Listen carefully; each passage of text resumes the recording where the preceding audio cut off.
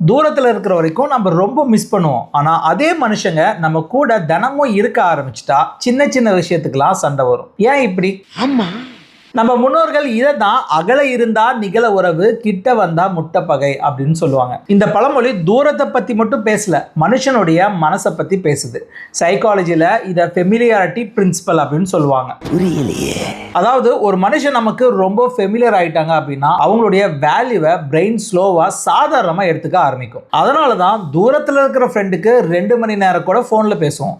ஆனா நம்ம வீட்டில் நம்ம கூட இருக்கிற அப்பா அம்மா கிட்ட 10 நிமிஷம் கூட பேச மாட்டோம். அதனால தான் காதலிக்கிறப்ப கூட ஒவ்வொரு மெசேஜும் எக்ஸைட்மெண்ட் கொடுக்கும். ஆனா கல்யாணத்துக்கு அப்புறம் அதே மெசேஜ் இரிட்டேஷனை தான் கொடுக்கும். ஆபீஸ்ல யாராவது புதுசா ஜாயின் பண்ணிட்டாங்கன்னா அவங்களுக்கு மரியாதை ஓஹோன்னு இருக்கும். ஆனா 6 மாசத்துக்கு அப்புறம் சின்ன சின்ன விஷயத்துக்குலாம் ஈகோ கிளாஷ் ஆகும். சொத்து பிரச்சனை வர்றதுக்கு முன்னாடி ஒரே வீட்டில் அண்ணன் தம்பி அக்கா தங்கச்சி எல்லாரும் ரொம்ப க்ளோஸா இருப்பாங்க.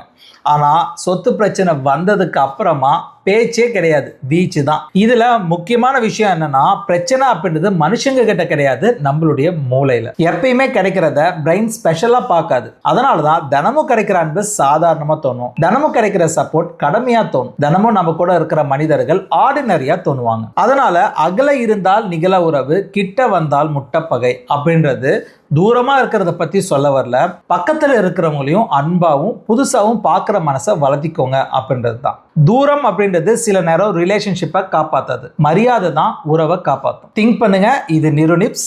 நன்றி.